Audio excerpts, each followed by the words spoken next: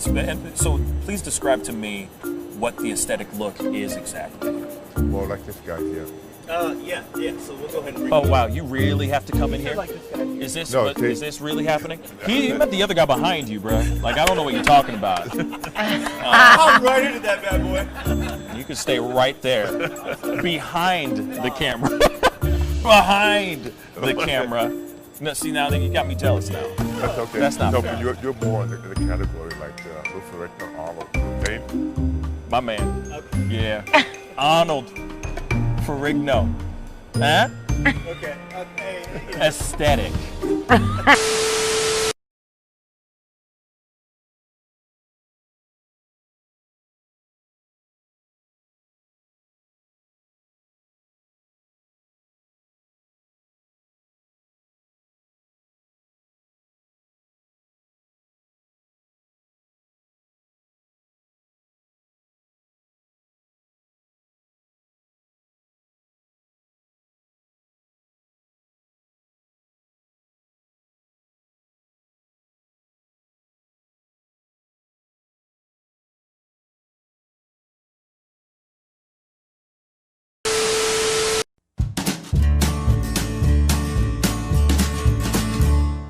That's great, partner. You two ever go out place everything in its proper place? That does not make sense, but we usually do go. We head to Kroger's, and we work. Oh, yeah. I've got a lady waiting for me back home also. She has the most beautiful scrotum.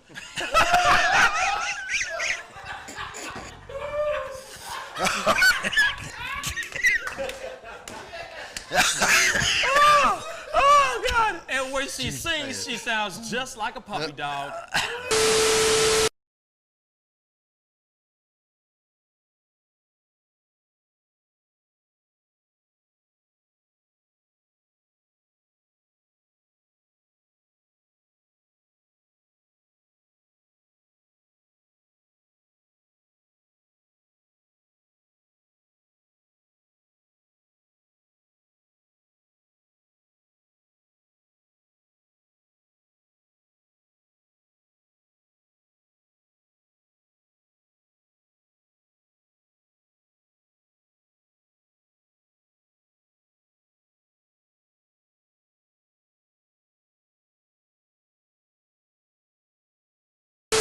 How do you nail a photo? Just gotta get in the mode. You gotta talk with your eyes. Talk with your eyes. Talk with your eyes. You Okay, gotta so have the eyes. can you show me a little bit of something, like to this camera? I would love to know how to do this. I just want to know. Well, How I do you do it? mean, Teach the me smile, something. You can get the sexy eyes. Then you know you gotta get the smile going on some shoes, but. Wait, hold up. You got. I gotta when it's try time, this with when you. it's Hold time on. to laugh, I gotta try this you gotta with think you. of something funny and start laughing. Do it again. Do it again. How do you do it? Teach me. Sexy eyes. The sexy eye. This is sexy eyes right here. Smizing? Smile. So you're smizing. Smile. Okay. And then you gotta get the. No, I look like I need to take a poop or something.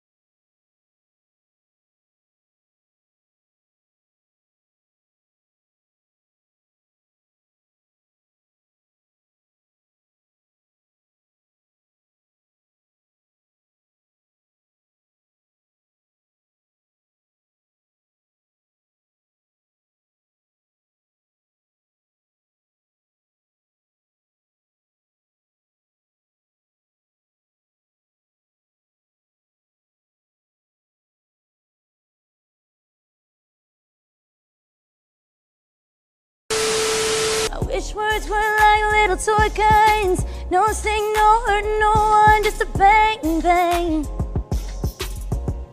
Right? Is that it? Yeah, it's something like that. Just a bang, Toy bang, guns. rolling off your tongue. Toy guns. It's no smoke, no Bang, bang. bullets. Water guns. All right.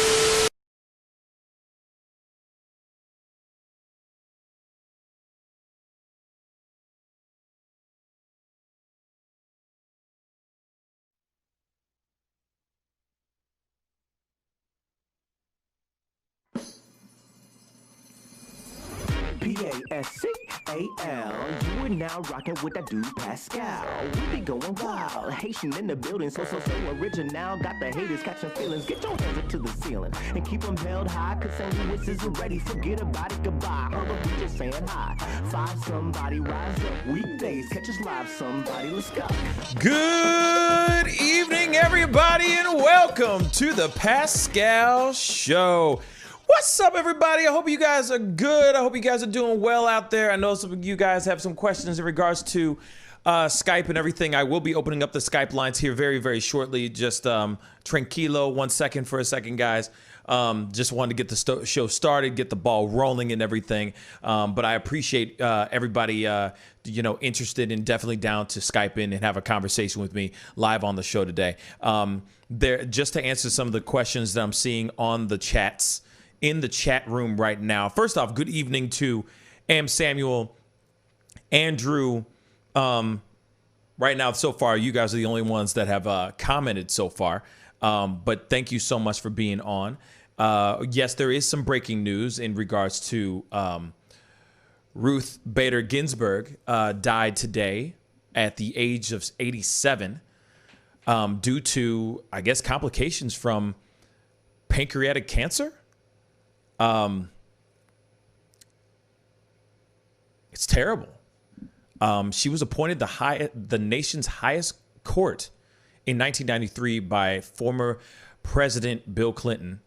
Ginsburg was the oldest sitting member on the court.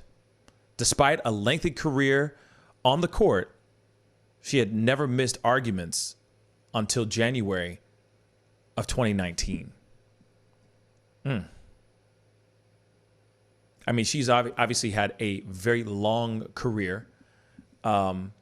She has overcame adversity because of her gender, fought for women's rights, and eventually became the leader of the Supreme Court's liberal wing.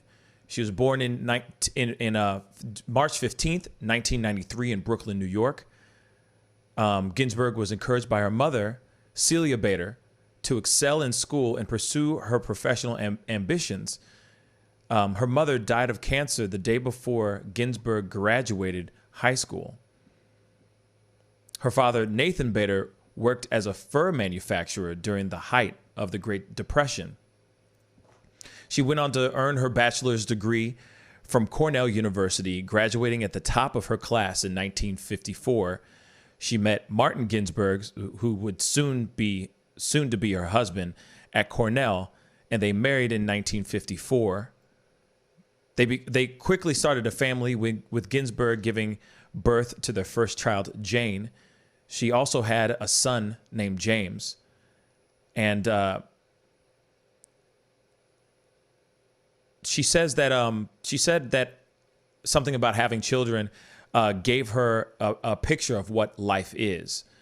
Soon after she had those children, she enrolled in Harvard Law. There, she served as the first female member of the Harvard Law Review. Shoot, man. After she accepted a job in New York City, Ginsburg moved with him. After her husband accepted a job in New York City, Ginsburg moved with him and transferred to Columbia Law to finish her career or finish her degree. She earned a spot on the Columbia Law Review and graduated top of her class in 1959. She went on to clerk for Judge Edmund Palmieri in the United States District Court for the Southern District of New York from 1959 to 1961. And then after that, she started her career as an educator. She became a law professor at Rutgers University in 1963. She later taught at Columbia Law School for 8 years, starting in 1972. During that time, she also co-founded the Women's Rights Project for the American Civil Liberties Union, which is also served as the ACLU's general counsel.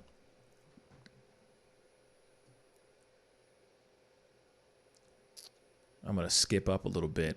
So, a champion for women's rights, Ginsburg was one of 9 women in a 500-person class at Harvard Law School, and she was the second woman ever appointed to the High Court. As a justice, she fought against gender discrimination, writing the majority opinion in United States versus Virginia in 1996. Ginsburg held that qualified women could not be denied admission to the Virginia Military Institute. In 2018, she expressed support for the Me Too movement. In the recent years, she gained celebrity status among progressives, who lovingly referred to her as Notorious RBG, and was the subject of the documentary RBG. Her life was the subject of the feature film On the Basis of Sex, in which she's played by Felicity Jones. She also had a history of serious health problems, but maintained her position on the court until her death.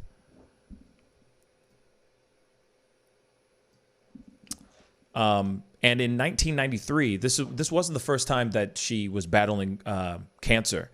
So in 1999, she was treated for colon cancer, and then again with pancreatic cancer in 2011. And then, of course, I guess this was like the last time. In November 2018, she was hospitalized with 3 fractured ribs after falling in the office. While being treated for that, doctors found growths on Ginsburg's lungs. In December 2018, she underwent surgery to remove 2 cancerous growths. While recovering from that surgery, Ginsburg missed Supreme Court arguments in January 2019 for the first time in more than 25 years. This woman was a beast, y'all. But despite her health challenges, she frequently ensured politicians and the public that she would stay on the Supreme Court. Some liberals suggested that she step down during the first 2 years of former President Barack Obama's second term, when Democrats held control of the Senate. Man. So earlier this year, Ginsburg said she intended to stay on the bench for at least 5 more years.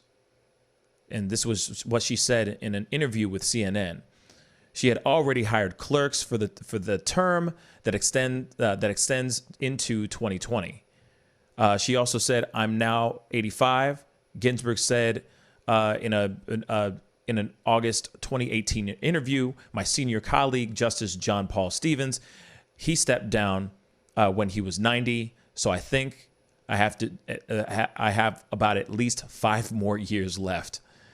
President Trump has now another opportunity to move a conservative court even more to the right.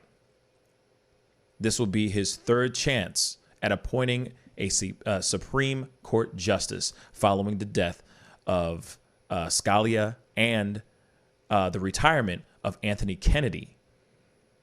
Of course, Ginsburg leaves behind her daughter Jane, and her son James. Her husband Martin died from cancer in 2010, 4 days after their 56th wedding anniversary.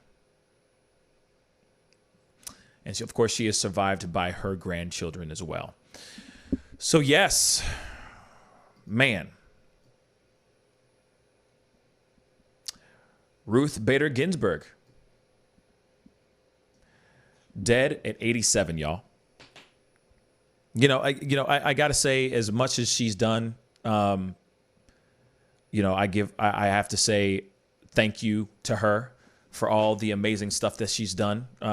For her to be able to break through the glass ceiling, to be able to break through all those things, fighting adversity for being a woman during those times. I mean, she paved the way for a lot of people, for a lot of other aspiring young women out there. And so may she rest in peace.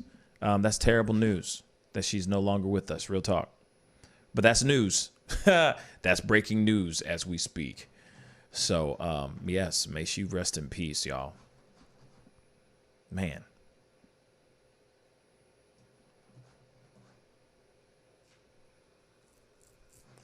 So, hope you guys are doing well. I know that some of you guys are starting to come in right now. That was just interesting information that I just found out right before the show started.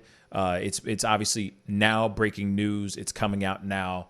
It's all over social media. It's all over twits. It's all over the twits and all over social media. And I'm sure all the mainstream media is talking about it as well right now on the TV, on the idiot box, I like to call it.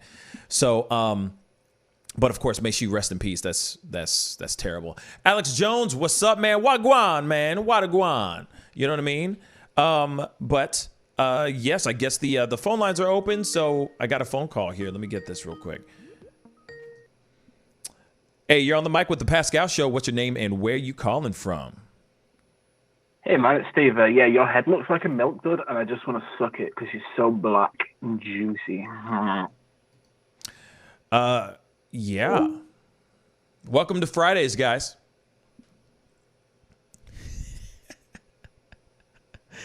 What the hell was that? Anyway, gotta love those phone calls. Yeah. And of course we get those. What else is new? That's how it is, right? That's how it goes nowadays. Anyway, yeah, I don't know what that was, Debbie. That was some weird stuff. You know what I'm saying? And John, Caitlin, you're not joking. It is the longest year ever. It is the longest year ever. And wow, I got a booger in my nose. Gotta love that. And it is like shoot, man. Real talk. This is one hell of a year. I ain't gonna lie. All right. I'm going to try this again. You're on the mic with the Pascal Show. What's your name and where you calling from? Man, it's Andrew again. Man, I've had really good luck with getting through to you, man. Well, I think when you were trying to call me, I wasn't even on yet. Or like when you were trying to Skype in, like I hadn't even turned on the phone, like turned on the computer or anything. But if you want to Skype in. All you got to do is type in, and there's How do I? Say again. How do I Skype in? I've never done Skype before. How do I do that? So there's I have Skype. So I downloaded it. Yeah. So there's a search engine on the side, and you can type in the Pascal Show Skype. Once you find that, you can click on it, and then you just basically call me. You see what I'm saying? Actually, I'm going to try that. Actually, you want me to try that? Yeah. Let me hang up. And I'm going to call you. Okay. I'm calling you right now. Okay. All right. You're gonna.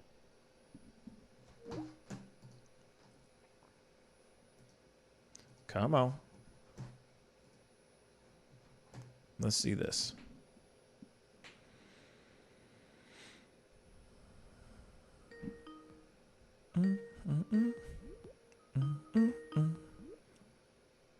Nice. Yes. Oh, that's so cool. There we go.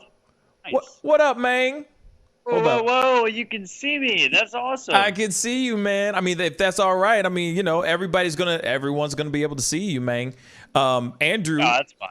This is Andrew, everybody. Say hello to everybody, Andrew. How you doing, brother?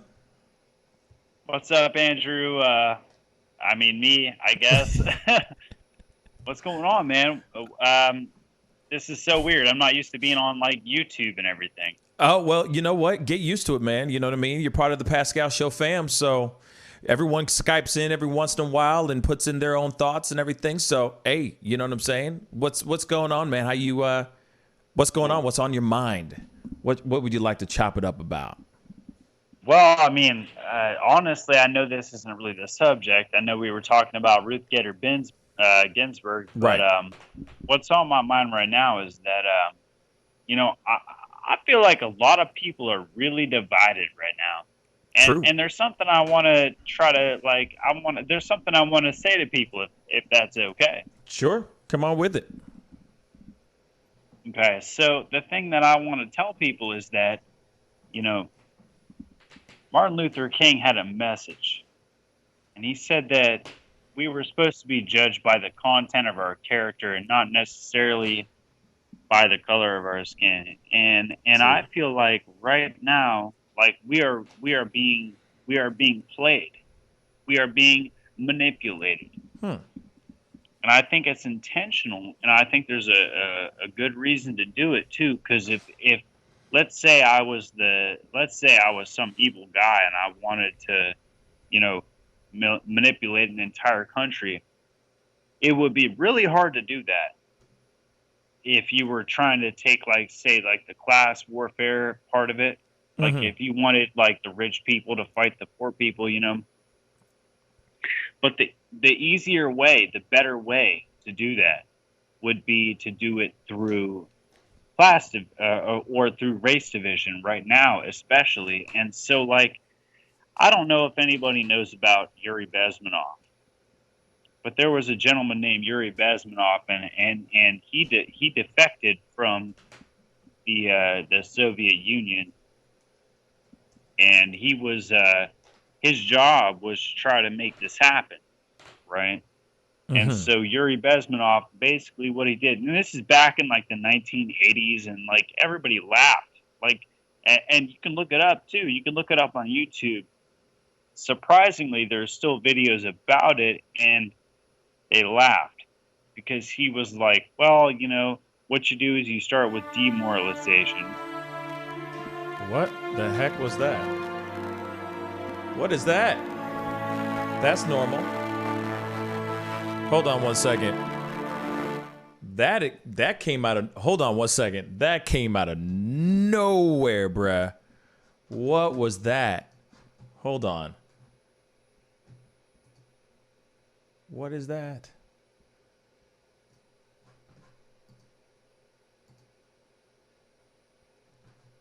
Oh, I know where it is. Okay. Sorry, I can't hear you yet, man. I got the music. The music's still blasting in this freaking thing. Hold up. Sorry, bro. 1 second. Okay, we're back to normal. What were you saying, my brother? I'm sorry, man. You were saying?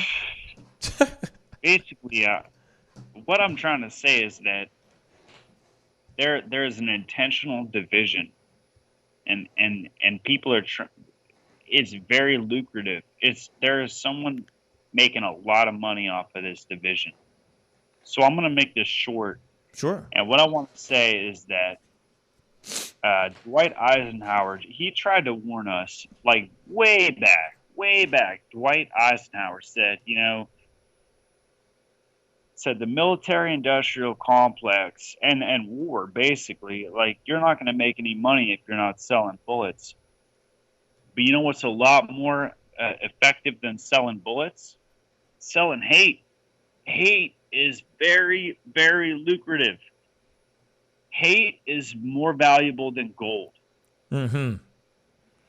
Because gold, yeah, I mean, you can, but whatever. But hate, oh man, you can make a lot of money on hate. And I want everyone to know that it's not about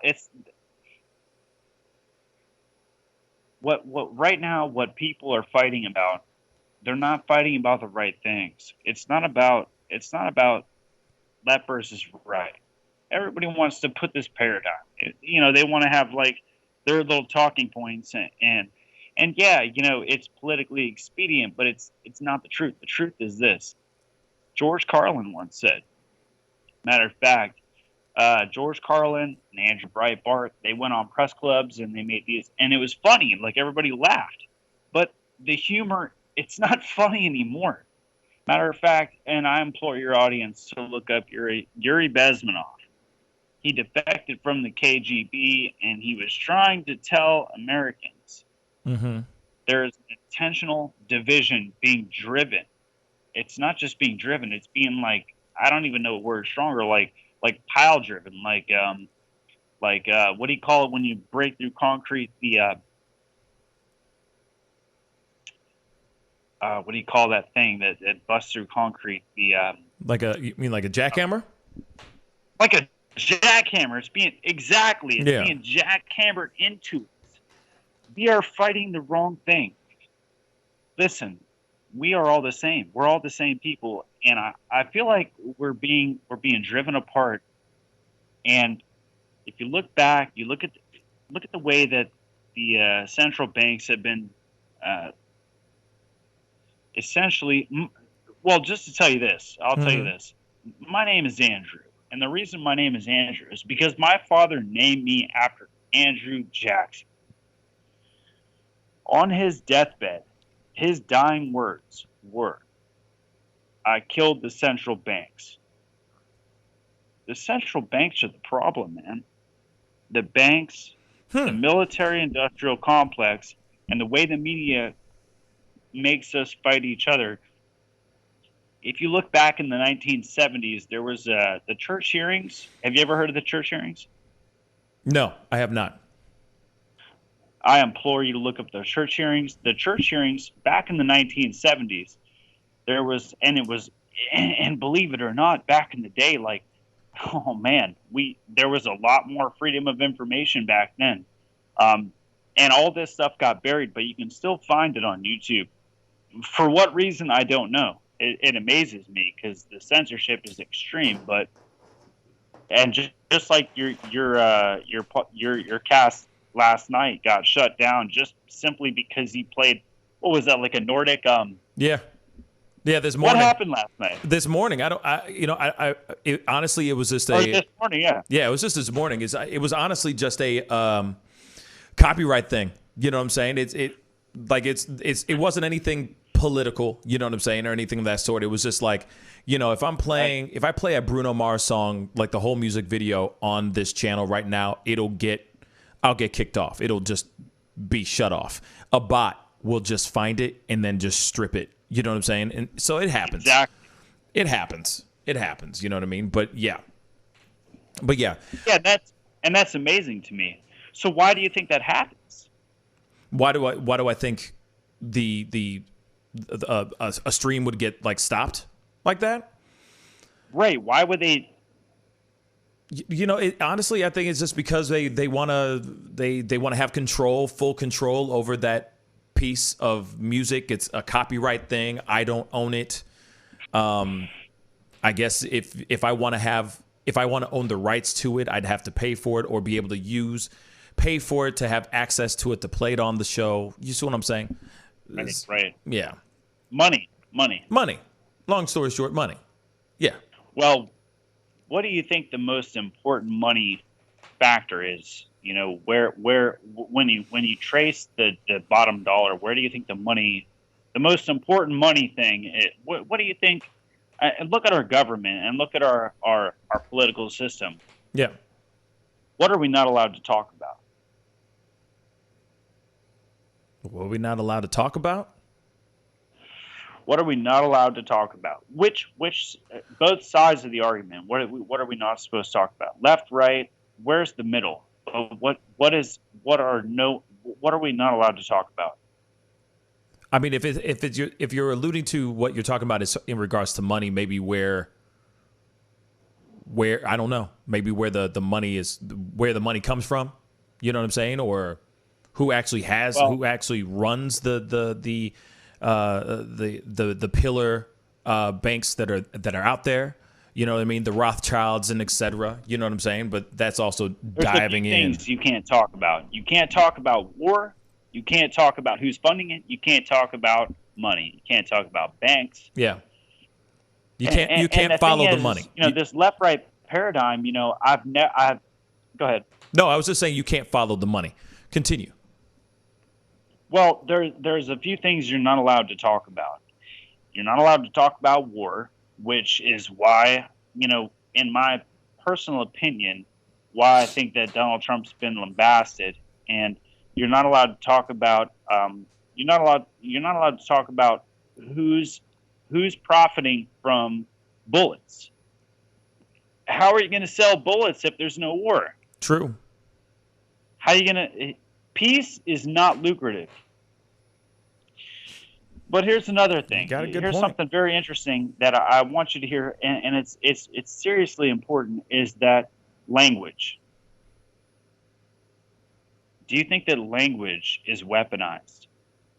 Hell yeah. Absolutely. Absolutely.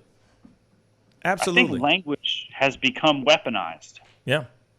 There's things that you can't say. You can't talk about. Here's an example.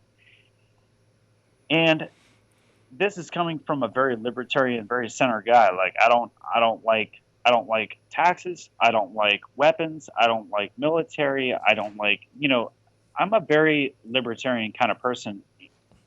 And it's very disheartening for me to see this happening, but it is happening. But language has become very soft. You're not allowed to discuss things. That is very true. No, sorry, I didn't mean to interrupt you, but you're absolutely right. I mean, you definitely have a strong point here. What do you think about this? That you can't really say what you really want to say? Right. Say what you mean to say? Yeah, it's most definitely say real. What you want to say? Exactly. You know what I mean? Just pull out some John Mayer, right? Right. But just say what you mean to say. But that's the thing. Like that's what sucks. Like I could see where I see both sides of the spectrum, right? I can see where it really sucks because you can't really speak your mind. A comedian can't even go on stage and actually make a joke about anything anymore without somebody trying to cancel his ass. And it's like, no, man, I was just making a joke about cakes.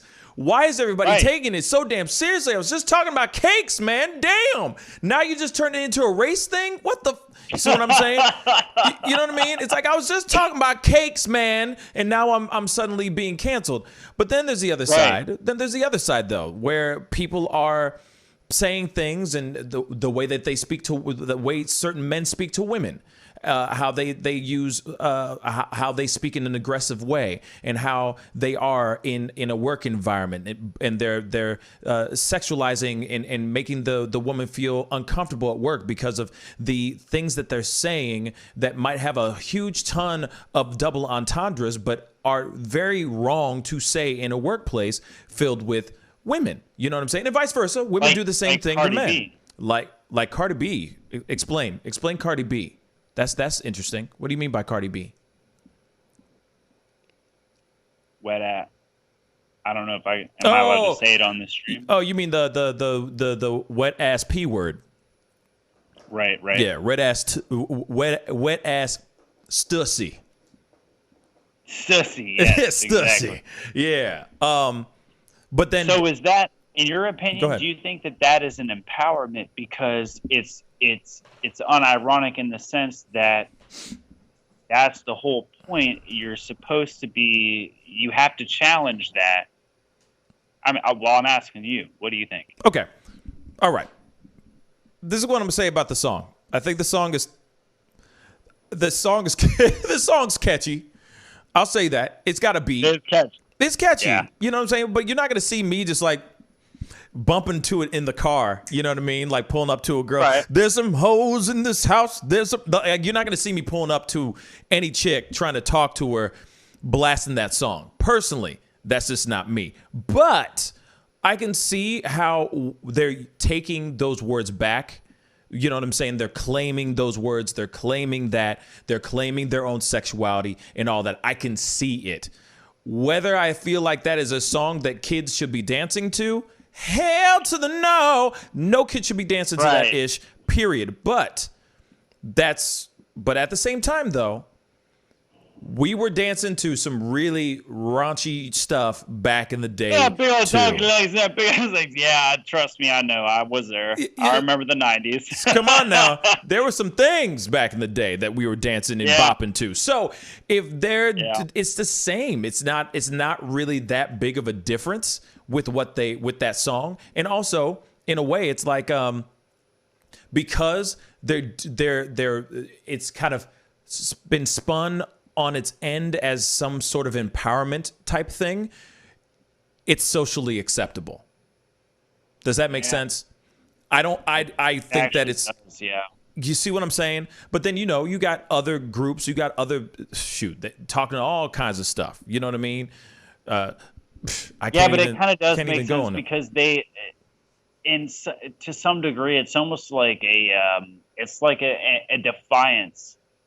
It's like it's like an argument against that, and I understand that. It does make sense, because this Puritanism and like this. Suddenly, all of a sudden, Republicans want to be so purist, even though they've obviously were totally fine with bombing people and everything else. And it's like, yeah, we kind of do. I don't know. I don't know what to think. I don't know. That's why I'm asking you. I don't know what to think. But I will say that Joe Biden picked Cardi B. And was she the best representative of black culture? No. Oh. Could she have or could Joe Biden have picked? Look, if you're going to pander to, a cultural, what do you think? If you're going to, okay, here it is. Clearly, when they chose Cardi B, they wanted something light, fun.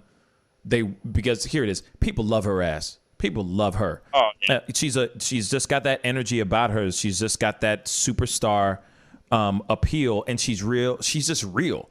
Now, at least that's her persona. She could be the fakest person in the world, but she at least comes off as being something real. So to the people, I feel like the staff and the people that represent Joe Biden thought that, if we go and bring in Cardi B, I think this will be a really, really great idea.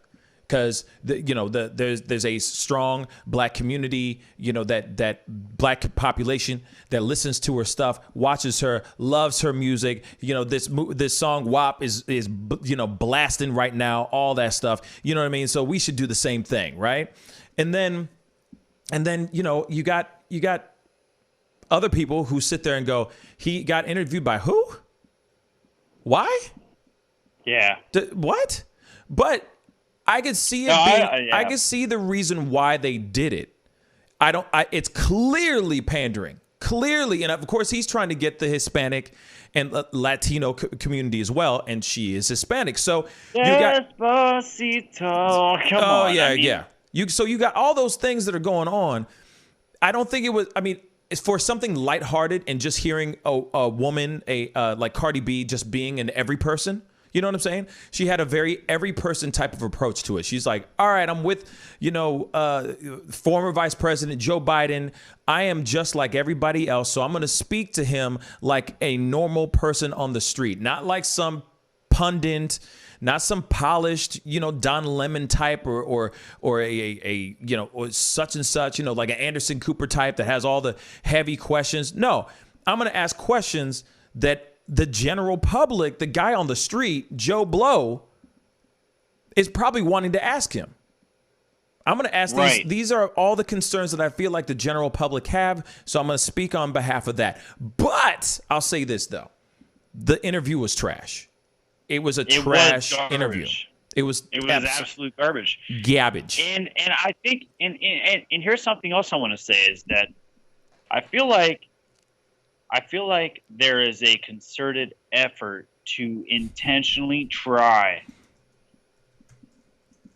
Man, I'm going to say this. It's not going to be popular, but go for it. I'm going to say this. So the video you showed of that dog attacking that guy who was 100%, he was compliant. Right. Why is that not mainstream news? Instead, they're going to put up Blakes and they're going to put up guys fighting cops and stuff like, what about the actual racism? Listen, I know cops and they are racist as fuck. I'm sorry, I didn't mean to use you're good, homie. Am I allowed to use that? It's okay. It's a night show. I have friends that are cops and they are anti-black, but the problem is that the mainstream media it's like they pick the most divisive issues. Like anyone could say Blake, obviously he fought him. And anyone can say with Ray, like with the dude with the knife, like attacking the cops recently. They why don't they put the ones, look, white people, and I'm going to say this, and I don't give a shit. I'm going to say it right now. White people are afraid of black people. I'm going to say this right now because, look, I'm going to say this right. I'm going to say this straight out. Say it straight out. Mm-hmm. White people are afraid of black people because black people are typically bigger, stronger, and more violent. And look, when I was in high school, you know, I never got attacked by a white dude, but I got attacked by a black dude. Like, the thing is, there is a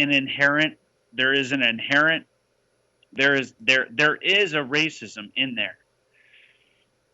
And whether or not that's experience based, the problem is the media doesn't put the examples that are indefensible. Mm-hmm. And that guy that got bit by that dog, that's indefensible. And there's so many examples of it. Why do they only pick the ones that are, they only pick examples where it's clearly defensible, where Republicans can say, oh, obviously he had a gun, obviously he had a knife. They don't put the examples of where it's just clearly racist. Yeah. It's bullshit, man. It's bullshit.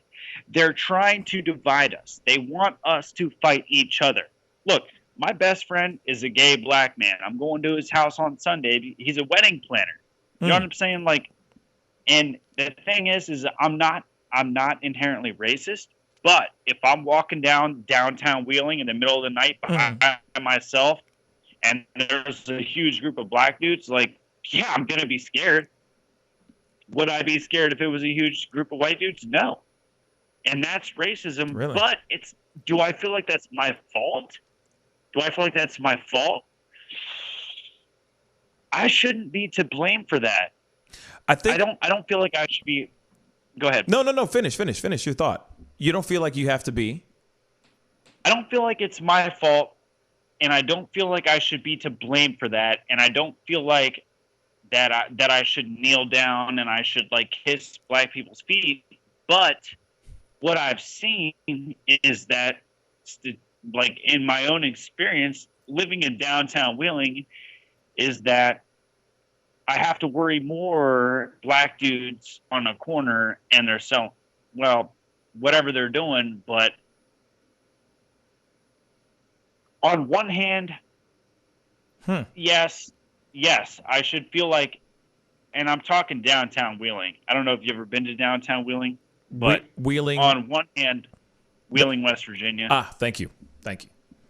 Yeah, Wheeling, West Virginia. On one hand, I don't feel like I should be to blame for thinking the way I do, but I'm also going to be more cautious because I've seen that, and I've seen the way that my interactions have gone. So, like, I don't want to blame the cops, but at the same time, I've been arrested, and cops are fucking dicks, man. They're assholes. Yeah. And they abuse their power, and I don't feel like they should have tackled me and the way they did. I guess what I'm saying is this. I'm saying we are drawing lines. We're drawing lines where they shouldn't be drawn. I think that the line should be drawn. I guess what I'm trying to say is that the lines should be drawn. They should be redrawn. The lines should be redrawn. Okay, so here it is. First off, I appreciate your honesty. You know what I'm saying? I appreciate you being super candid with me. There's a lot of things that you did say throughout all that. So I'm going to try to address as many of those bullets that you did say. That's a lot to unpack, and I'm sorry, but no, it's that's okay. What it is. Here's the thing, though. You're not the first person to sit here and tell me these stories and tell me their thoughts, like to think these thoughts. So it's not a lot to unpack because I've seen this before. You know what I'm saying? Or I've walked down this avenue with some of my white friends and stuff like that. And so let me just say this. Okay, so let's just go back a little bit. Okay. I feel like any person that's walking down the street in the middle of the night, and this is just me though too, and I'm a big guy. So I'll say that first. You know, I'm 240 pounds. I'm 6'4". I'm a big dude. But here it is. But here's the thing, though. Even if I was walking down the street and it's a dark, it's a nighttime, walking down the street, I'm by my damn self, and there's a group of men, period, I always got my head on a swivel. It doesn't matter, and honestly, it's because when I was living in New York, I got jumped, and it was by a group of Puerto Ricans, literally, out of nowhere. I'm just walking down the street, and I'm just minding my own business, and I got jumped by a bunch of dudes, literally. Now, the thing is that that's not the reason why it's not like I have PTSD and I have my head on the swivel. No, I just have my head on the swivel. Oh my God, Puerto Ricans, where they're, right. I get you. I was just in a heavily part of the city that is, for the a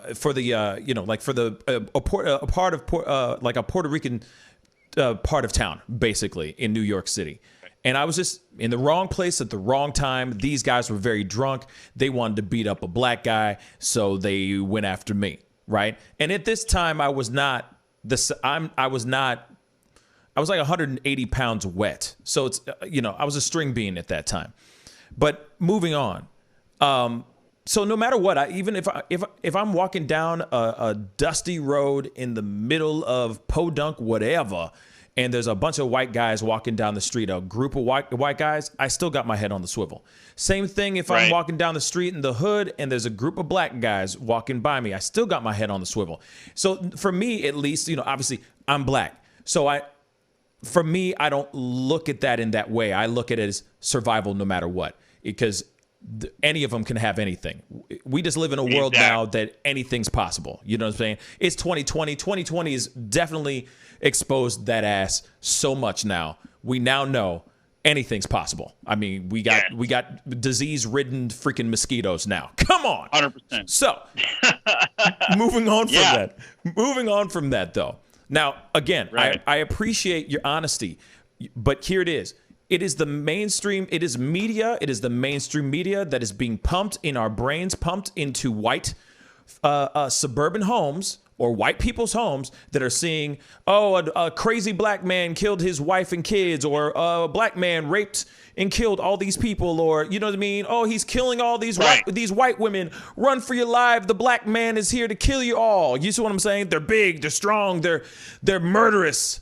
They'll rape your wife and kids. Be careful. Exactly. And that's literally what we're getting. That's literally what you're getting in mainstream media. We are putting the wrong. We're trying to look. My best friend's a gay black man, and I'm going there on Sunday to have a barbecue, and probably because I'm about to leave. I don't know if I'm going to leave yet. I'm deciding on moving or not, but it doesn't matter what his color. Look, Martin Luther King said this the best.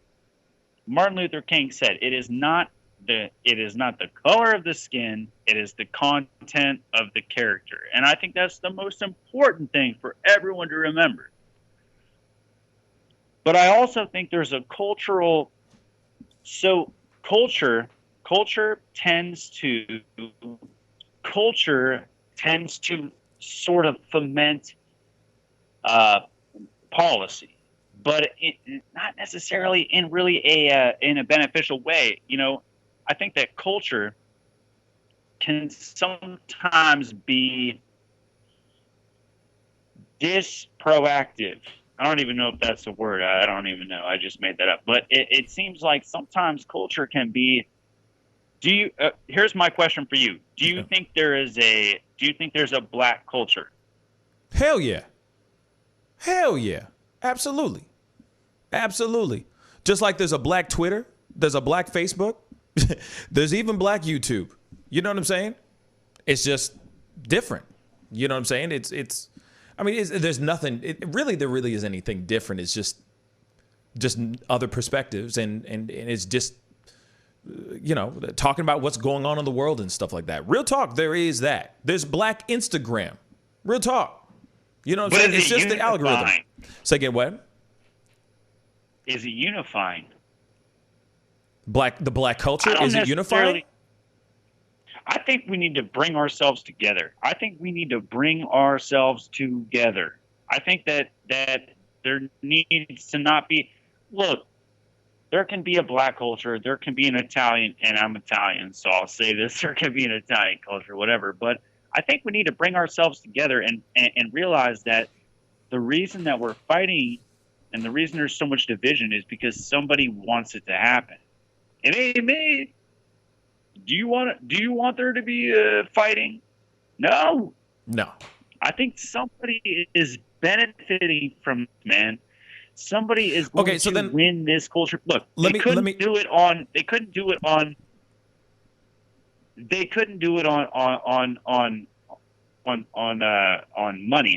it on class. They had to pick some. Look, back when, and I know it's going to sound crazy, and I know it's going to sound like, and we've been on this call for a long time. I'm not trying to take all your time, man. No worries, brother. I understand you got other people talking. No worries, man. But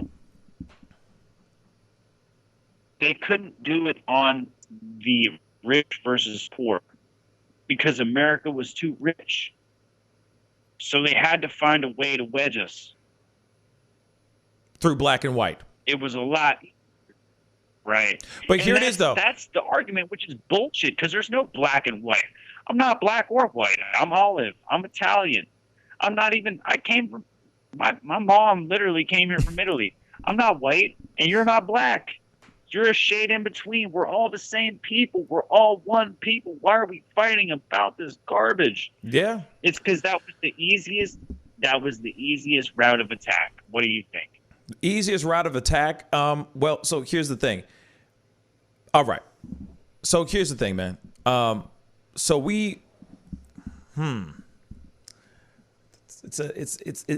You're posing. Okay, it's a heavy question. I'll just say that it's a heavy question. But here's the thing. You can't literally say, all right, we have had racial tension in this country forever. So this is not a new thing that's suddenly being put out there all of a sudden. Oh, there's racial tension? Oh my gosh. Did you know that there's racial tension? No, there's always been racial tension. There's always been racial tension for hundreds and hundreds and hundreds of years. So no matter what, this is still a thing. As much as we have progressed, let's just say, as much as we have progressed as a country, we are still sweeping the racial issues under a rug. Now it seems like they just ripped the rug off and they said, see all this stuff? See all this stuff that we've swept under the rug? I mean, we gave, like, a lot of people sit there and go, we gave you Obama, so there's supposed to be peace. Everybody's supposed to be happy right now. Nah. There's been racial tension even when Obama was in office too. You know what I'm saying? So it's a thing that is going to be going on for a long time until we have Bill and Ted make that song that says be excellent with each other, bro, and freaking unify the world. You know what I'm saying? That's the only way we can do that. I have no clue. You know what? We all get really high together. That's, I think, what we need to do. We all just take an edible. I'm not mad at that. Hey, I think Morgan Freeman might have said it best. The best way to end racism is to stop talking about it. You know, and that's not a bad one either. That's not a bad solution, suggestion either. But at the same time, though, do you think there's still those things out there? Is still a thing in America right now, like a big time thing. Okay, there might be a couple guys on the side everybody says fuck you to, and sorry, I apologize. There might be a couple guys on the side that everyone's like, you're obviously ridiculous, and nobody listens to them. But nowadays, the way that social media works, nobody's gonna support racism. Nobody's going to be like, yeah, nobody's going to upvote or like racism. The best way to end it is to stop propagating it. And let me tell you right now, the number one wedge between, right now in America, the main thing is it's equality, it's racism, and the thing that's dividing people the most is to say that there is some racial disparity. Look, there's absolutely no doubt in my mind that if I could find the most if I owned a business, I would hire the most qualified person, whether he be black, Indian, yellow, red. I don't give a. I don't care. Mm-hmm. Where is the racism? Where is it? I mean, okay. The racism is, okay, just because let's just say this, just because you go out of your way to say hire somebody who is the best for the job, let's just say that person happens to be a black female, all right? And I'm telling you, black females have pretty much the short end of the stick. Maybe make the short end of the stick and let it be on fire after you're already taken the crap on it and peed on it as well. And it's on fire. And you give that black woman the stick. All right. So thank you so much for doing that. That doesn't mean that doesn't change anything that she has to do, anything that she deals with on the outside world. As soon as she walks out of that job feeling like, yeah, I got my job. I'm breaking the mold. I'm going beyond the racial lines and all that stuff. She still has to walk out into the world and deal with the world, because the world sucks and the world is racist. True. And as much as Morgan Freeman, which, I love Morgan Freeman. He's got the greatest voice in the world. But as much as he says, hey, the only way we can stop racism is if we stop talking about it, that's not really true, because there's still people that are going to be out there with their other ideas. Say they don't say what they want to say, but they're still thinking in their heads. They're still screaming it out loud. In my head? They're still screaming out loud in their car when you cut them off. You see what I'm saying? The N-word, whatever. You know what I mean? Yeah, but Asians drive like shit, and there you go. There seems to be no racism against Asians. Look, here's the bottom line. It's a cultural problem. It's a cultural problem. You have to admit that there seems to be, and why it exists. Then we can talk about racism. Why are there drugs in predominantly black neighborhoods? Why does it seem like most violent criminals? But we have to talk about that issue. We can't talk about systemic racism. We have to talk about what was done back in LBJ. We need to talk about Lyndon Johnson. I mean, all these things. Go back. Yeah, go ahead. I mean, we have to talk about politics, and we have to look back in time. And the reason, but here's the thing, though. If we don't do something within the structure of things, because as much as people say that systemic racism doesn't exist, I'm not sitting here saying that you're saying that. It does. Oh, no, it definitely does. But here's the thing. But we have to look at why. Here's the thing. The how and the why is more important. Right. The how and the why. But then we have to start to dismantle that. Like the how and the why, we need to break it down and figure out what we can do to fix those things. But the thing is that ain't nobody going to want, sorry, but there was a conversation about this a while back. Ain't nobody wanting Section 8 houses in their suburbs. You see what I'm saying? Ain't nobody wanting that kind of the reason why people move to the suburbs is to get away from the crime that's going on in the cities. You see what I'm saying? Right. So as much as we sit here and go, oh yeah, let's unify and make everything a unified thing, bruh, I would love for that to happen. Don't get me wrong, but I could see a lot of issues coming up when you're saying, hey, we need to eradicate this particular system, which does need to be eradicated. But then all these other problems pop up. So we got to find out how to solve those issues too. Because imagine, the family that's over here, the Leave It to Beavers, you know what I'm saying, are living next to a Section 8 house that is, let's just say, not a great house. Okay? Now you're dealing with the racism or the tension between two families that don't want to be living next to each other in the first place. You see what I'm saying? So then you got to break that down and try to find out another way to make everybody live in a happy, copacetic way. You see what I'm saying? Because not everybody's going to sit there and go, well, bring the Section 8 houses over here. Let's bring the inner city families and all that into the suburbs. You're going to see more and more people moving further away. They're going to be living out in the sticks at some point. So then we are just back to this whole cyclical thing of systemic racism all over again. You see what I'm saying? I guess So it's my like finding question that would be, thing. Is it systemic or is it cultural? Maybe no, there it's needs systemic. to be a cultural change. Maybe It's not no, because the culture is changing. The culture is constantly changing. Here it is. Think about it. The culture's become one big melting pot. You got guys walking out here, white dudes that are walking out like they just stepped out of a hip hop music video. You know what I mean? You got black dudes that are coming out like they just saw Dave Matthews Band. I mean, it's literally, seriously, the culture is integrated.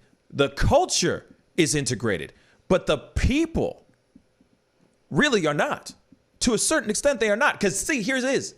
Same white guy. That's dressed up looking like. You would blame the people before the culture, is what you're saying. Here it is. If you really think about it, look at it. So it's an individual problem. It's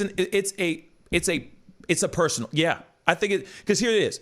Culturally, you got a dude, because it's really messed up. Think about it like this. That's okay? where we differ. I think it's a cultural problem, and you think it's an individual problem. It is an individual problem. I will tell you, because that here's the I've thing: never. You are who you are. The company that you keep. You are what your mom and dad ingrained in your brain from when you were a kid, unless you were able to unlearn it later on in life. But if your freaking parents, for example, are racist as hell, you grow up racist as hell. You could be dressed up full on, just swagged the F out, nothing but the finest drip, looking like you just walked out of a music video.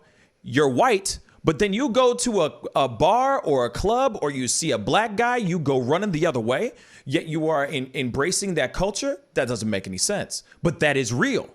That is very real. You got kids who are dressed like this, embracing the music and all that, but then but they still have racist views and very closed-minded ideals. It is all that goes inside the home. It starts with the home, for sure. Yes, it all starts at the home. Does. You know what I'm saying? 100%, I agree with you. Yes, it does. It does start in the home. But and I think it. I think hold on. Personal hold on one second. Hold on one second. I'm gonna merge this call in. We got Enemy on here. Hold up. My man, nice. Hold on. Hopefully he's on. Hello. There we go. What's up, man? You are sideways, though. What's up, Enemy? Hey, Enemy, you're sideways. Can you turn your phone another way? There we go. Boom. Nice. Boom. Enemy, tell me what you think, bro. About what exactly? Have you heard? Well, we were kind of talking about whether it's personal or individual, whether the blame is on the individual person or whether the blame is more on a cultural perspective that people have. As far as racism is concerned? Well, I would say as far as, look, I'm going to tell you right now, I'm going to be 100% honest with you. I know cops, and back when I lived in Florida, I live in West Virginia right now, but when I lived in Florida, I know cops. One of my good friends grew up, and he straight up told me when it's a black guy, he's more scared. Oh, so you know that cop? Well, he was a good friend of mine, and I don't consider him to be a bad person, but he was a black guy. No, he was a white dude. You call him white, I guess. So not all cops are white. Facts. You know, this is my thing. True. You know, as far as the racism or whatever is concerned, the institution of slavery, and this is throughout history, because Greeks owned slaves. We read about in the Bible where the first slave owners were Hebrews that we know of, and this is coming out of the Bible from Abraham, who owns his slave, and he had a baby by her, which was Ishmael, and then he had a baby by his wife, which was Isaac. So that was the first, as far as religion is concerned, documentation of slavery. And then, of course, the Hebrews said that they were enslaved by the Egyptians. But it all goes back to economics because Abraham was wealthy, and so you getting what you call free labor. So the slave element comes afterwards to justify enslaving people. But there were slaves in Africa that were sold to the Europeans. So were they being racist towards other blacks? So it was all started as an economic thing. Then after the slaves were freed in this country, the South wanted to keep slavery for economic purposes. Yeah, but was the South Democrats or was the South? Yeah, they were exclusively Democrats. They had a Democrat president. They had a Democrat Secretary of War, and they had a Democrat vice president. So they were exclusively. What about him? LBJ said, and I don't want to use the word, but LBJ said that, let's just say, people of a particular melanin content would vote for Democrat for the rest of their life. Well, that's a rumor. Thank you, man. Thank you, God. I wish I was in the room. I'd give you a fucking high five right now. Yeah, that's a rumor. So I don't subscribe to rumors. I mean, if it was something that was transcribed in a phone call, then I would give it credence. But because someone said that he said this, I really don't bank on stuff. There's plenty of evidence. If I want to destroy the Democrats, there's plenty of evidence that I have without rumors. You know what I'm saying? The United States wouldn't have at least 5 amendments if it wasn't for Democrats. The Democrats, stopped the suffrage movement. So the voting rights and all that stuff. So we know that the reason why the United States did not live up to its word through its Constitution was exclusively because of the Democrats. Even George Washington railed on the Democrats because there were people that were called Democrats in a derogatory term before there was even a Democrat Party, because Democrats wanted, before the country was founded, you had separations. People had different opinions. Some people wanted George Washington to be king. They wanted this country to be a monarchy. So that in itself should show you that there were different views.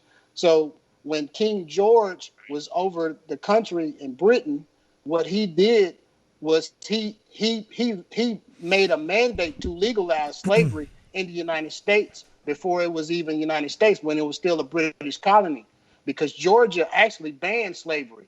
And King George was like, no, legalize it. So if the United States would have got its independence before King George legalized slavery, it's a good chance that slavery would have never been in this country to begin with. And it should never have been. Yeah, I mean, should never have been. We can't judge the country, retroactively through the lens of today, because you could say, well, it shouldn't have been in ancient Greece, or it shouldn't have been in Rome. It shouldn't have been. Anybody can hindsight is 20/20. Right. That's not. But it what was I'm funny. It was dollars. Yeah, it's economics. When you set up a government, when you get your independence and you set up your government, well, the government has to function. Well, how do you get the money? Well, you have to tax the people. Well, how do you compete? And if you got 50 states in a country, how are these states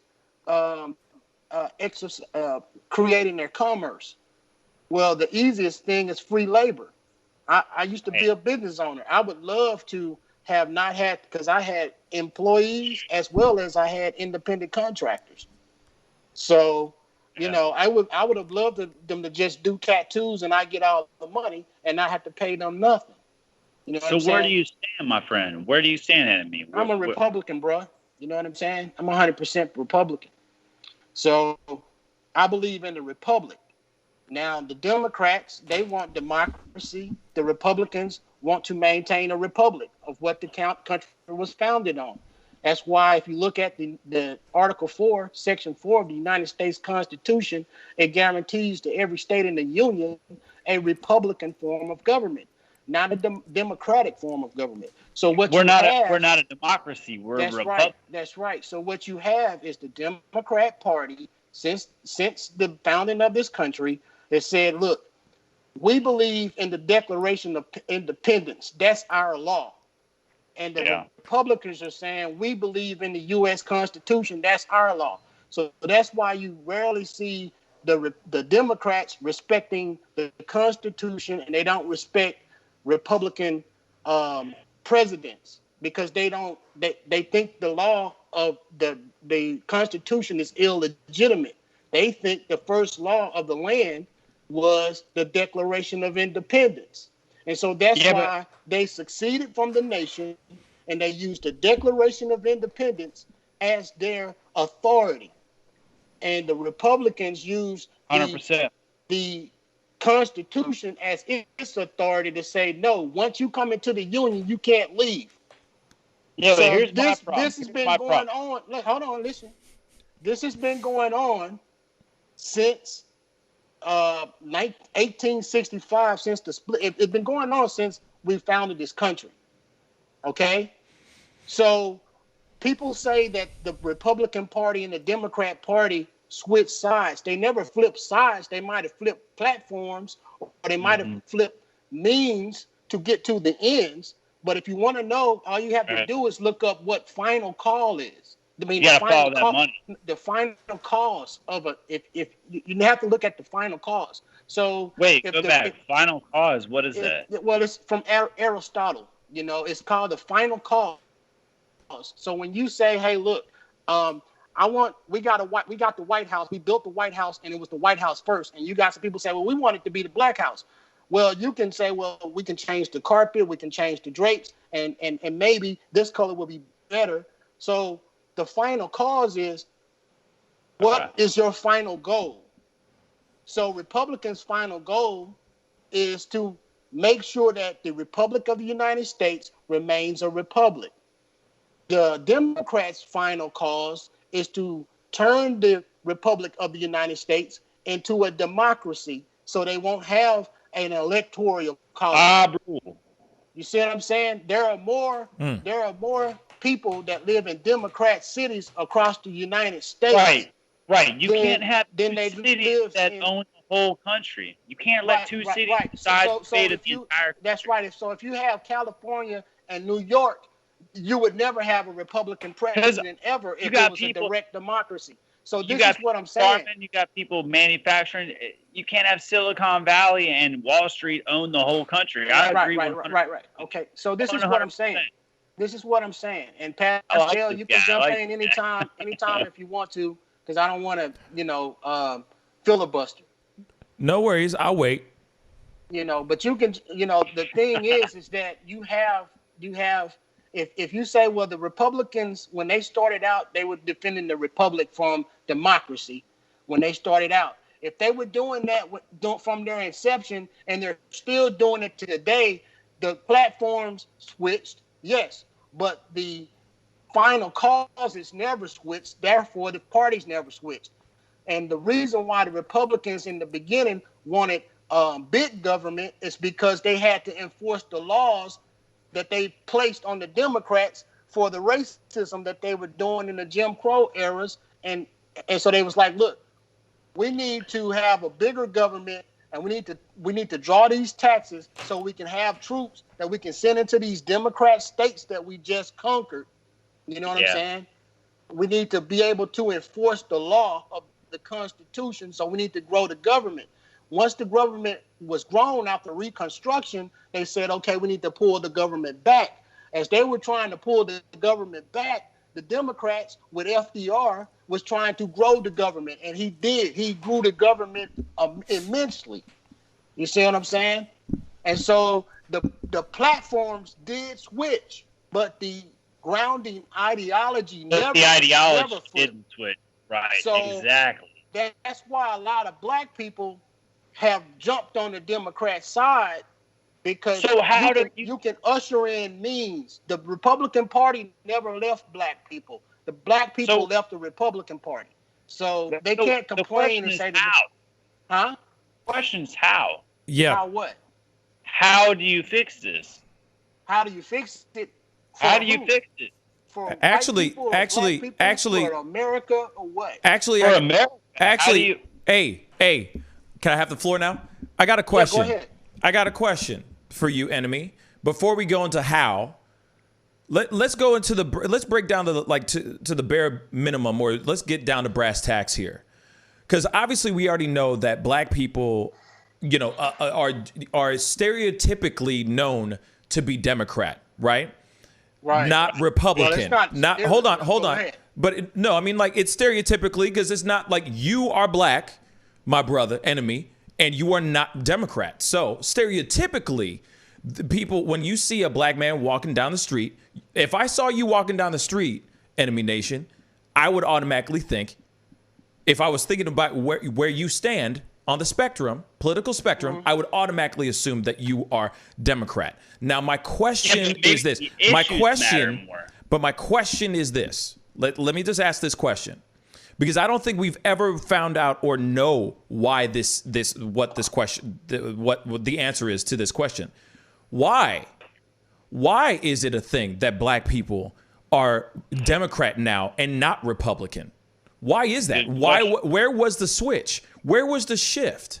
Do we ever know about that? Because if I'm correct, Republicans did a lot of stuff for the black community and for the civil rights movement and all that stuff. Joe Biden said if you have to question whether you're for Joe Biden or Trump, you ain't black.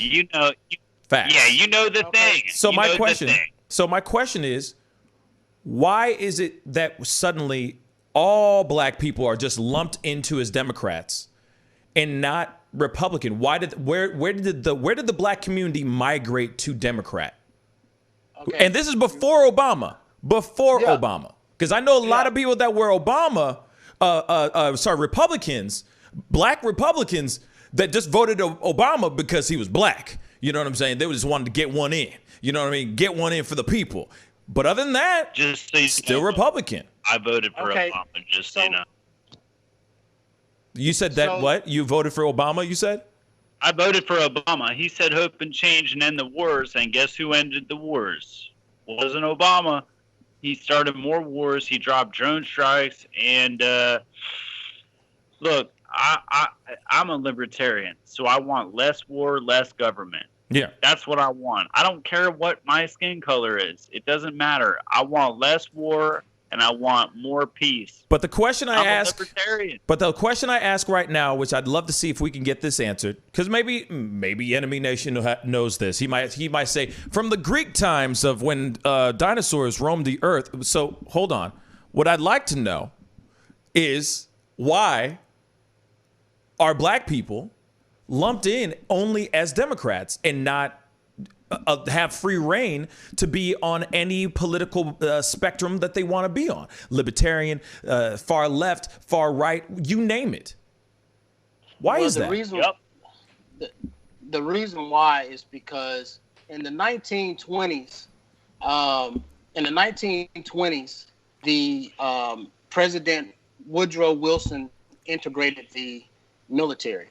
Okay, and so black people, and he was a Democrat, so black people felt like, so some black people started going, they started going to the Democrat side, because after Reconstruction, there was the Civil Rights Act of 1866, and then there was the KKK Act, and the federal government had put federal troops in the South to protect white Republican voters as well as black Republican voters, because the KKK was terrorizing them, right? Mm-hmm. And so then you started seeing... It wasn't called the KKK Act. It was indeed called the KKK Act. That was the nickname. Are you shitting me? I guess he's not shitting you. Go ahead. Yeah, continue, my brother. It was under LBJ?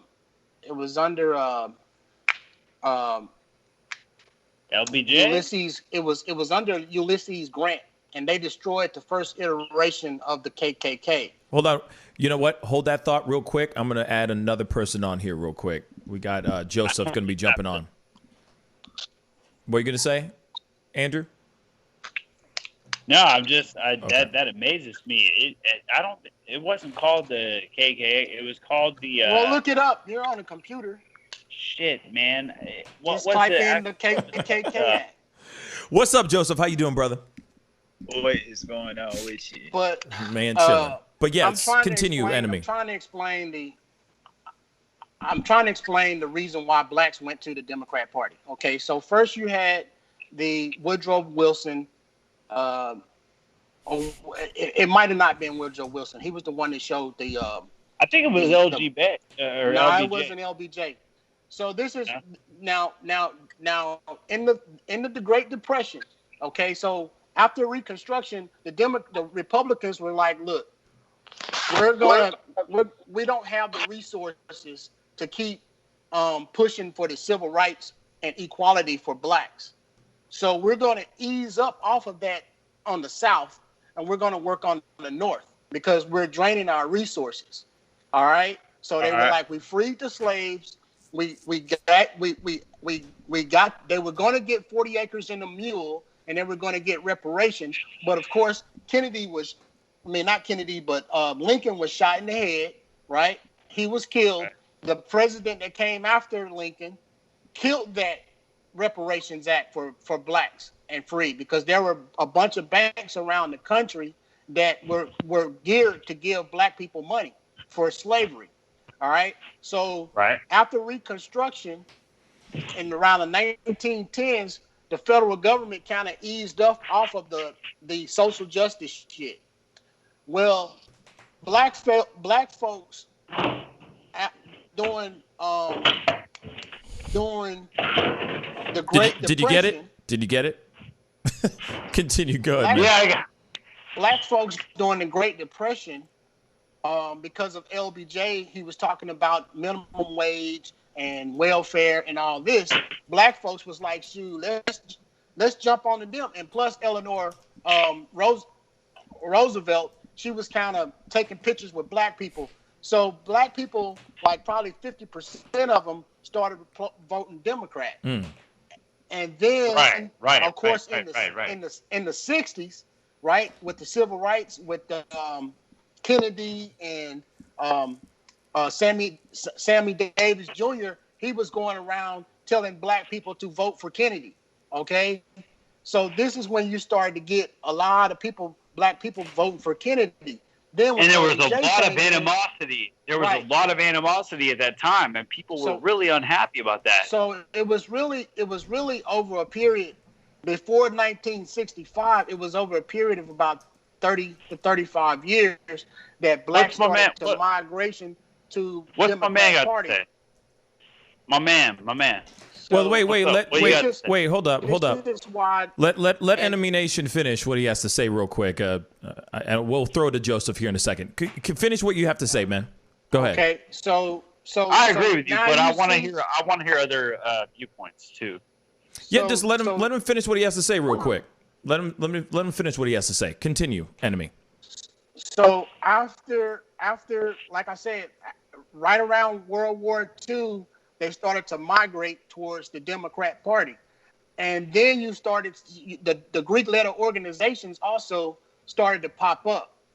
The Ku Klux Klan started out as a Greek letter organization. And W.E.B. Du Bois and the Talented Tenth and all that, they were left wing, where you had the guy, Marcus Garvey was right wing, and Marcus Garvey was trying to get black people to go to Africa. Some of them, not all of them, but that would have took the workforce, the black workforce, out of the country. So W.E.B. Du Bois and the FBI set him up to stop him from doing that, and then they came with the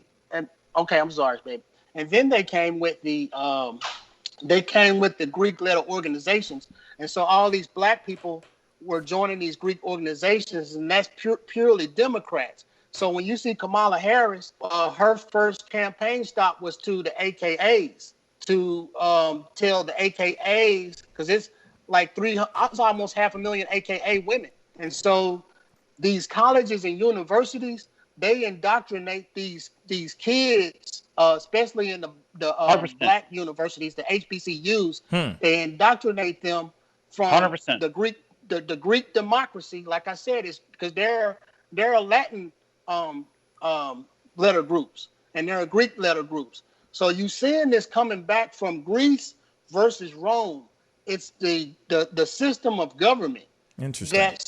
That's trying. So over the years, all the Greek letter fraternities and stuff, they get out there and they tell to go in the black communities and tell them to vote Democrat. But here it is though. Democrat. But here it is though. So they're basically acorn for the Democrat Party. Okay. That's why you see such a monolith in the black community when it comes to.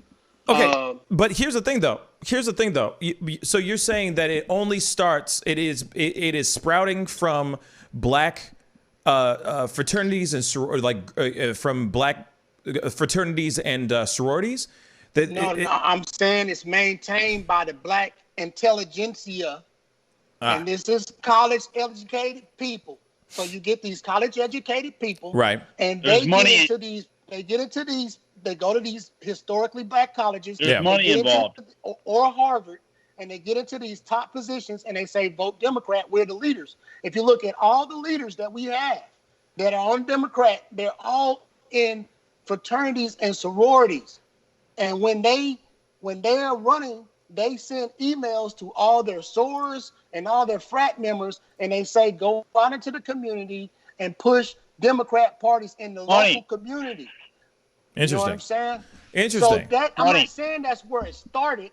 I'm saying that's what maintains it. Okay. And that's what I want to know. It's okay. So maintaining it, I understand that, but I'm wanting to know how it started. But at the same time, because you can't black people down because you had a Black Wall Street in the 19. Matter of fact, you had a black president. Booker T. Washington was an elite in the 1910s. Marcus Garvey had more money than he was arguably. You had the first black millionaire was a woman in the 1910s.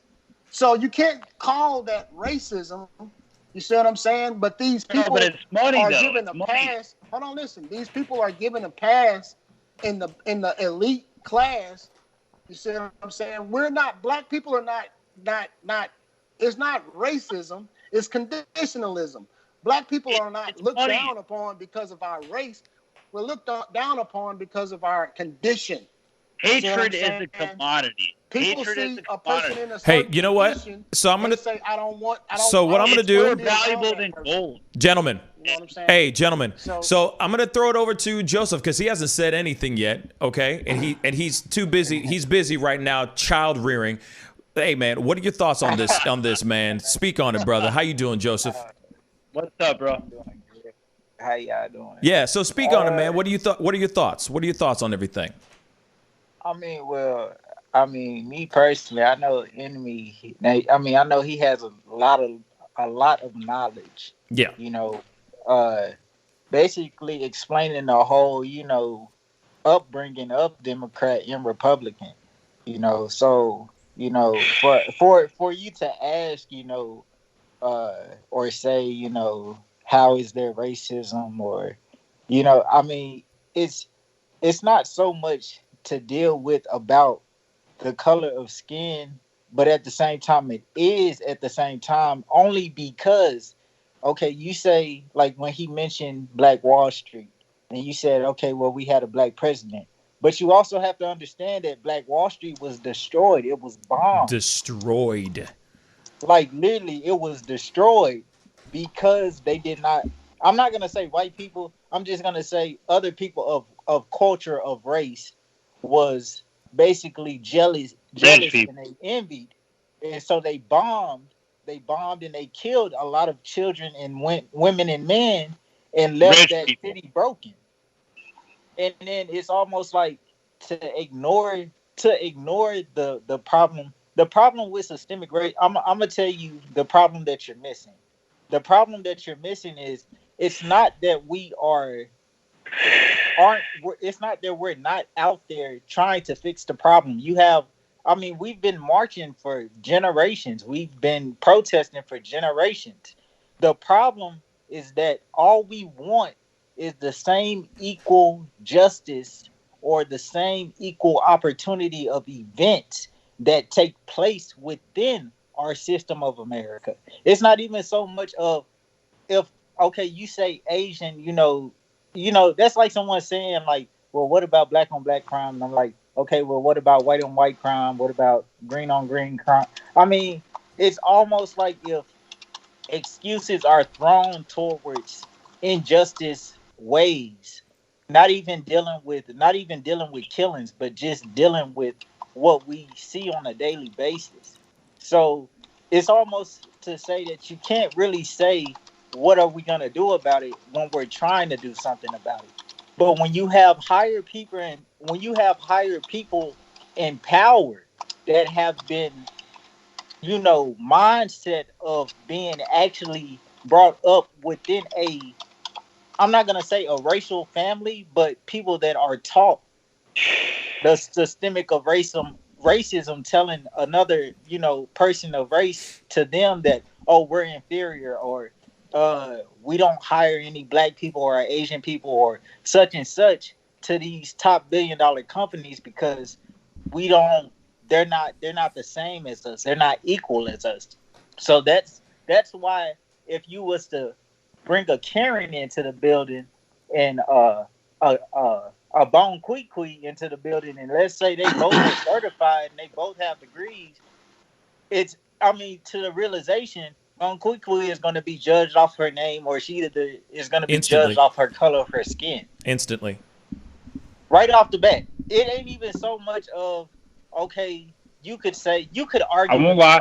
You could argue and say, oh, well, if that person, it's about the experience. Sometimes it's not about the experience. Sometimes if you actually know people, you could actually get into doors that you didn't even know that you could as a white person, or to however it is. That's just like the movie With the Pursuit of Happiness. Like, literally, behind that whole story, the only reason why he got so lucky is because he literally fought to learn certain people. Versus a white person, if you was born into, like, if your dad was like a rock and roll superstar or an NBA player, notice half of the kids that have NBA dads automatically go into the league like that. Yeah, they know that they don't have to worry about it. Like LeBron James' son, he knows that he doesn't have to worry about it. LaMelo Ball, he's already expected to go into the draft, and he's not even. He's gonna be first pick. You got a video about that. I'm not saying that. The sad reality is that every white person is not gonna understand from any racial point of view dealing with what's going on now, because either they don't want to see it, or they see it, but they just choose to feel like, okay, well, you can go back to Africa, or, well, if you don't like See, there's two types of. Can I? No. Whoa. That's the reality. Hey, I'm a white person.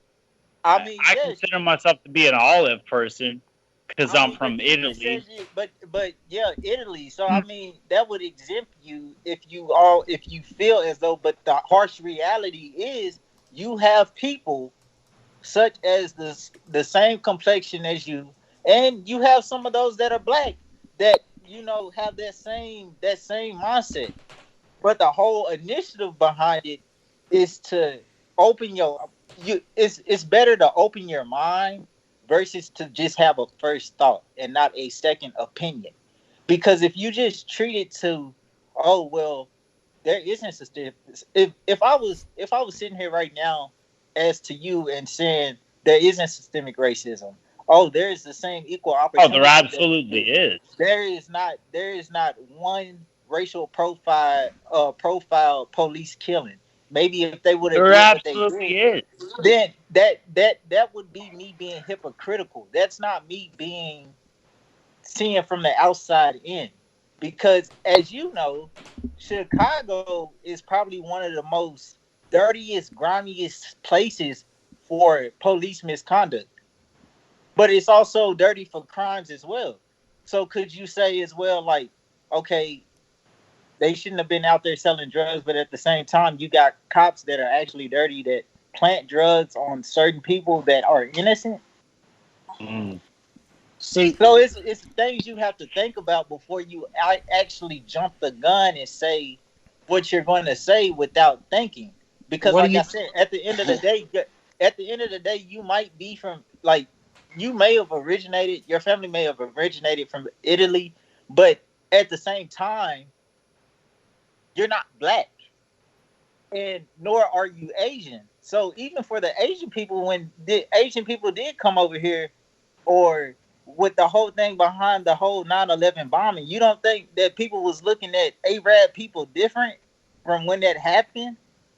So it's almost like if it's a initiative that we take in a moment without actually thinking.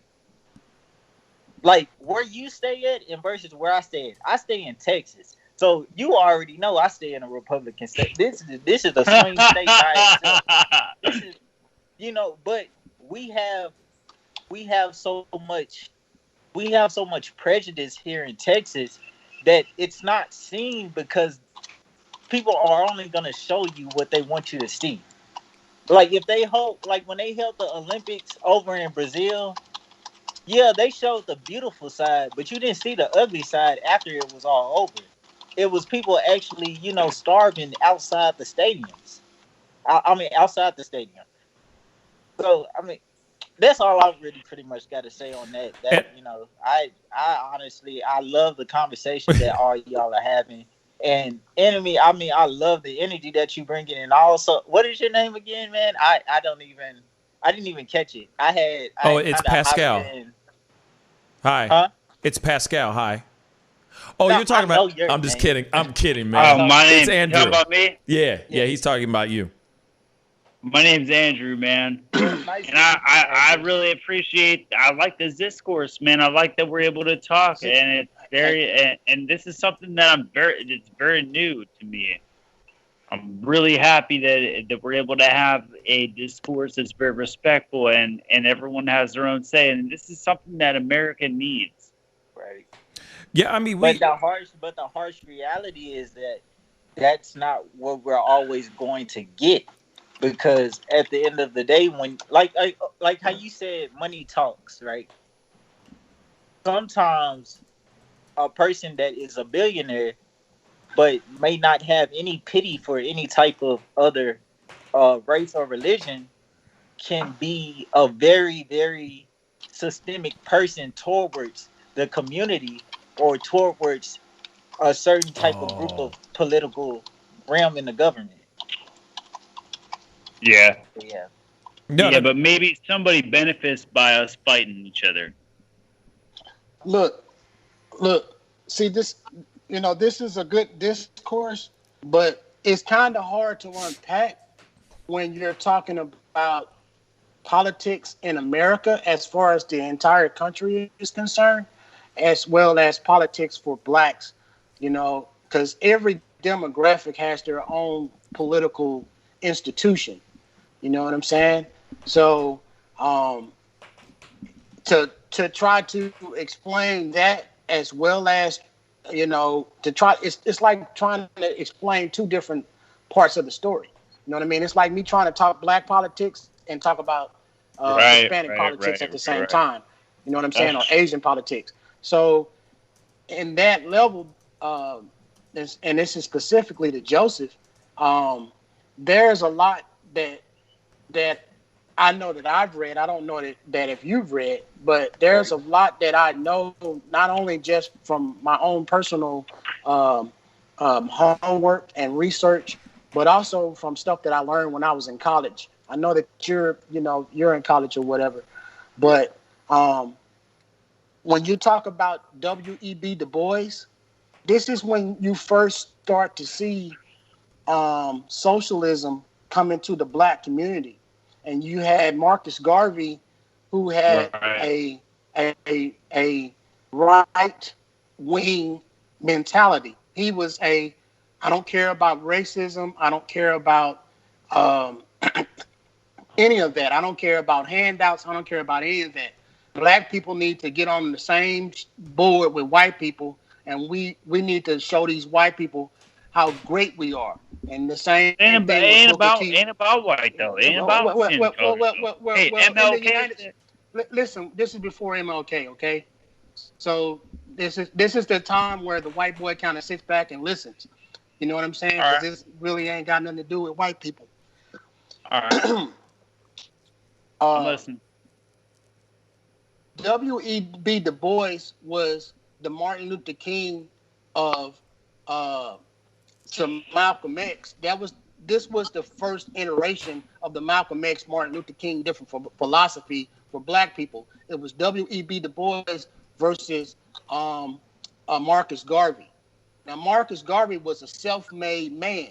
So he's saying, look, I'm self-made. Booker T. Washington was self-made, and he was a slave. Frederick Douglass was a self-made slave. So we know what we can do. Frederick Douglass was in the White House plenty of times as a black ex-slave in the 1800s. So he's saying, don't tell me about racism. We don't care about that. It don't matter to us. What we care about is our people and getting our people on that same level. And then white folks will have no choice but to respect us. We don't care about if they want to drink the same water out of the same. We don't care about that. That's microaggressions to us. We don't care. We came from slavery. On equality. So a person calling us an N-word don't hurt us one bit when we were getting branded and we were getting beat and we were getting hung. That don't matter to us. Everyday horror flick. Sticks and stones, right? It was an everyday horror flick, basically.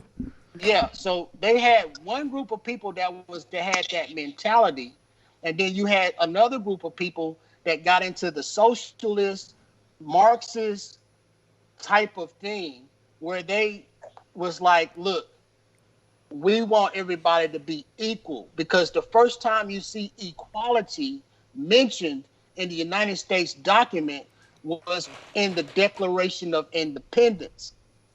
So they want everybody to be equal. The Constitution wants everybody to be in the individual liberty. So hell yeah. So you can't have everybody equal and force everybody to be equal, because there are going to be people that are just A-type people. You have A-type people and B-type people. See what I'm saying? You have like a Pascal, and then you have somebody that's on the street that's begging for money. And both of them are satisfied with the way that their life is. Not everybody's going to be a Jay-Z or a Barack Obama. You know, everybody doesn't have the same priorities in life. So I'm saying, so when you look at conservatives, right, and I'm not talking about Republicans, because Marcus Garvey wasn't a Republican. He was a conservative black. He was a black nationalist, which is the opposite of a white nationalist. The only difference is their skin color, but they still have the same ideology. So he was a conservative. W.E.B. Du Bois would be what you would call a liberal back then. W.E.B. Du Bois infiltrated his organization. It changed. They tried to infiltrate his organization, got him arrested, and then got him deported. Okay, this is before MLK. MLK was a student of W.E.B. Du Bois. Marcus Garvey, Malcolm X, his parents were students of Marcus Garvey. He was a Garveyite. And so you see that to this day. The black self-determination groups, they're on the Republican side. They are conservatives. The black, we need the state to take care of us. We need the state to do something. Why ain't the state doing this? They are on the left.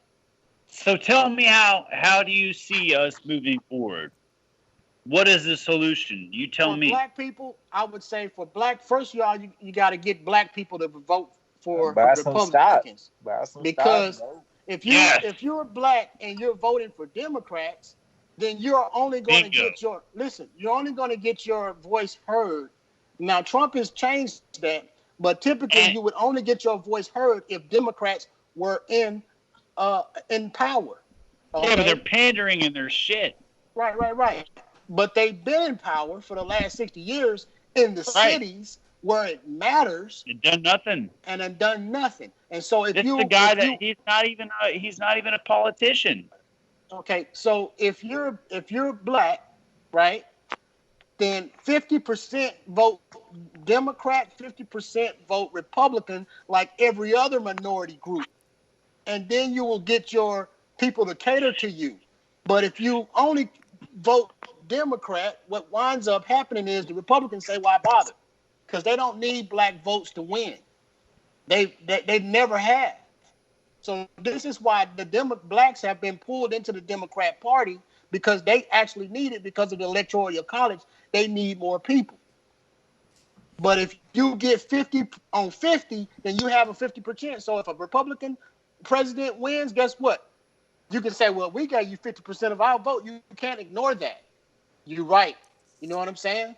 Now, if the Democrats win, you say, we gave you 50% of our vote. You can't ignore that.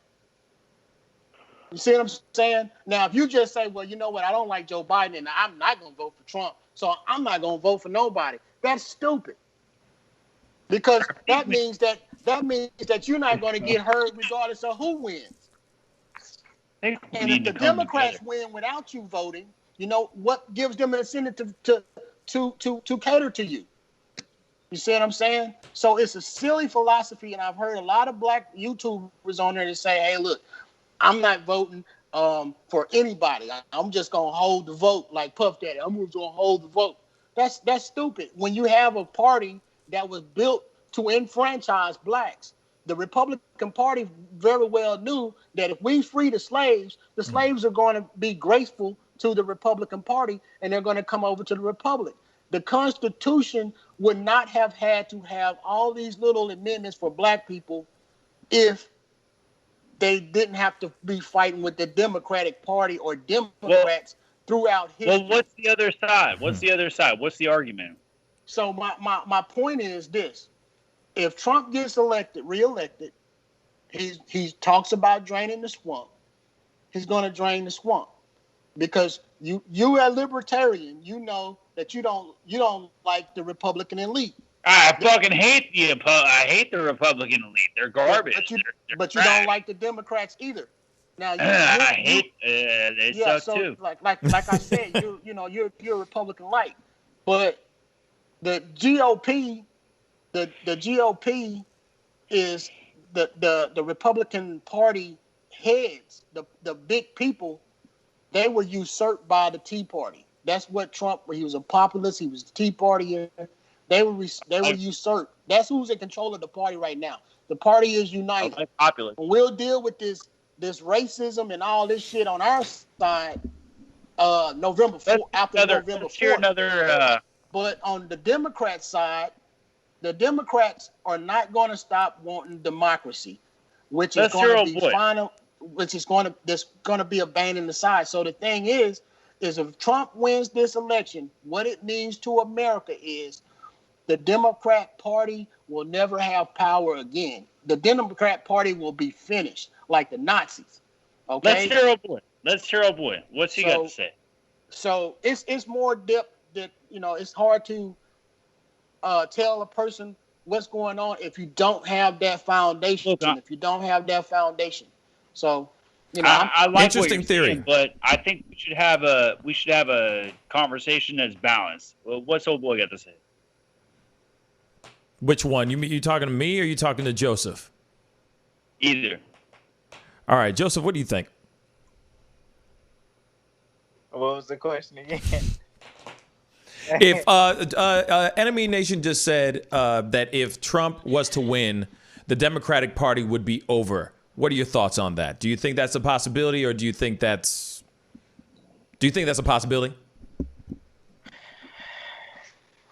Well, I'm going on 25. I think I done seen a lot done happen in my lifetime right about now. Yeah, I really honestly feel that way. And I mean, like I said, it goes back to when you say, "What are we doing behind trying to fix the problem?" Like I said, it goes back to marching, protesting, going to city councils, and you have to understand that it's a much higher power. If the Pascal show was a billionaire and he had a chair within the House of Representatives and he controlled certain type of let's just say type of laws within the cities of a state, it would really be hard for me to get that past him and get it to his table. And so when you have all these rich billionaires that actually, just like with the cartel, I don't care what nobody say. I feel like America is involved in that because money is something strong, but it's the culture. It's the culture that we've shaped America in. And so when we're trying to beat it out, when we're trying to squeeze all of that juice that we can to get equality as such as what Enemy was talking about, it's kind of hard at the same time because you have people that don't see that way, and then you have those that do see that way, but they would rather not look that way and turn the other cheek. That's pretty much all I got to say on that, though. Yeah, I mean, here it is. Because I'll say this: if they like say Trump wins, right? If Trump wins, gets another term, I don't know if it's going to be the Democratic Party's completely done. I don't really agree with that, but I think that it'll be I think that there will be a new approach to some things, though. Maybe a new party, maybe a new something else will be implemented. I think. I don't think it's only going to be.